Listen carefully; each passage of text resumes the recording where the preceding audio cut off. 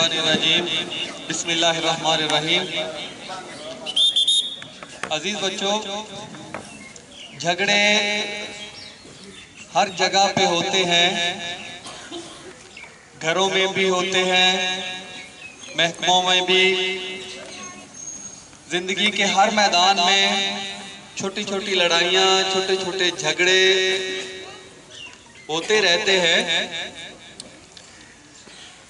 इसी तरह जो सास बहू का झगड़ा है वो भी मुहावरों में बयान किया जाता है। उस पर भी बहुत सी कहानियां लिखने वालों ने लिखी हैं। एक जगह पे किसी की शादी हुई नई तो वो अपने घर गई तो आगाज में ही जो बहू है उसको शिकायत रहने लगी कि उसकी सास जो है वो हर वक्त उसे कोसती रहती है, कोई भी मौका हाथ से जाने नहीं देती। कभी कोई छोटी सी बात हो जाए तो तानो तशनी करना शुरू कर देती है और तनकीद करना शुरू कर देती है।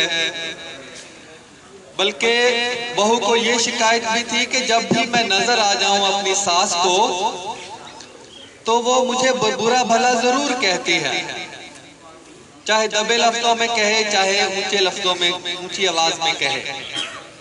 तो शायद मेरी शक्ल बुरी लगती है या मैं वैसे उसको बुरी लगती हूँ, या सास की आदत है कि वो खामोश नहीं रह सकती। तो बहू ने ये बात अपने मोहल्ले की किसी सहेली से की तो सहेली ने कहा कि एक पीर साहब हैं, फलां जगह पे रहते हैं, वो तावीज देते हैं इस तरह के मामलात में, हम उसके पास चलते हैं तो इंशाअल्लाह तुम्हारी सास जो है वो तनकीद करना बंद कर देगी, ठीक हो जाएगी। उससे तावीज लेके आते हैं। चुनाचे दोनों ने प्रोग्राम बनाया, उस पीर साहब के पास चली गई। पीर साहब से कहने लगी बहू कि मेरी सास मुझे बहुत तंग करती है, बातों बातों में मुझे तनकीद का निशाना बनाती है, तानो तशनी के नश्तर चलाती रहती है, मुझे बहुत तकलीफ होती है। पीर साहब बड़े समझदार थे, उन्होंने कहा कि फिर तुम आगे से क्या कहती हो? जब तुम्हारी सास तुम पर निश्तर चलाती है तानो तशनी के, तो तुम आगे से क्या कहती हो? वो कहने लगे कि मुझे भी गुस्सा आ जाता है और मैं भी फिर आगे से बात करना शुरू कर देती हूँ, मैं भी जवाब देना शुरू कर देती हूँ। पीर साहब ने कहा कि ठीक है, इंशाल्लाह मैं तावीज देता हूँ लिख के, और इस मेरी हिदायत के मुताबिक इस तावीज को इस्तेमाल करना, तो इंशाल्लाह एक हफ्ते के अंदर अंदर जो है तुम्हारी सास ठीक हो जाएगी। तो पीर साहब ने तावीज लिख के दिया और कहा कि जब भी तुम्हारी सास तुम्हें नजर आए और तुम्हें महसूस हो कि वो बात करने लगी है या तनकीद करने लगी है, तो चुपके से ये तावीज अपनी दाढ़ के नीचे रख लेना, और जब सास बुरा भला कहने लगे तो जरा तावीज को दांतों से जोर से दबाना।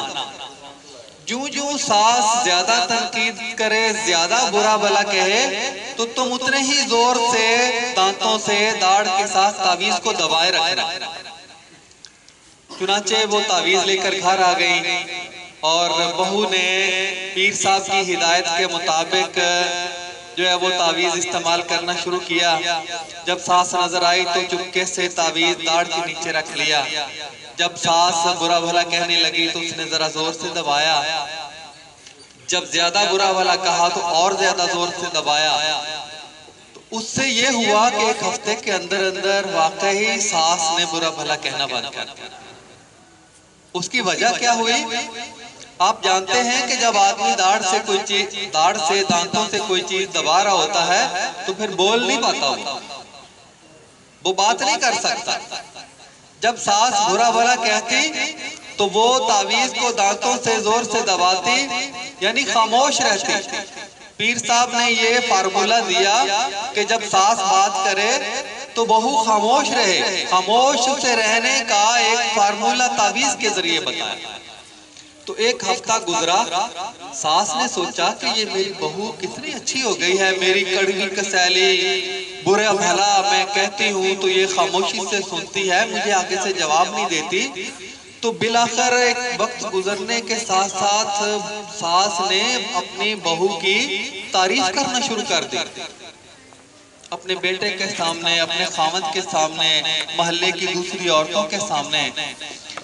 ऐसा हुआ कि दोनों फिर सास और बहू खुशगवार अंदाज में घर के अंदर रहने लगी, अच्छे माहौल में रहने लगी, एक दूसरे की इज्जत करने लगी, बुरा भला कहने की बजाय दूसरों के सामने एक दूसरे की तारीफ करने लगी। तो कौन सी खूबी ये माहौल के अंदर खुशगवारियत लेकर आती है? खामोश रहने की।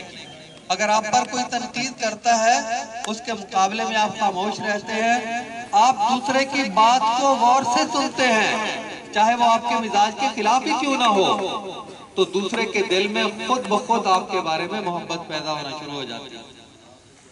ये इतनी बड़ी खूबी है, कायदाना खूबी है, यह क़यादत के मनसब पर फायज कर देती है लोगों को।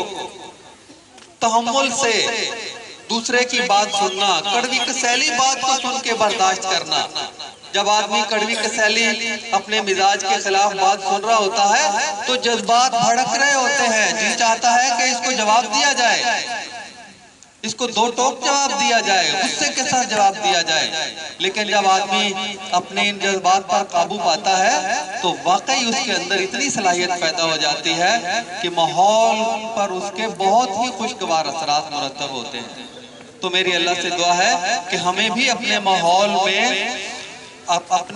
में अमनो आश्ती के साथ खुद रहने और दूसरों को रहने और बात को तहम्मुल के साथ गौर से कड़वी कसैली बात को भी सुनने का हमें हौसला पैदा करना चाहिए।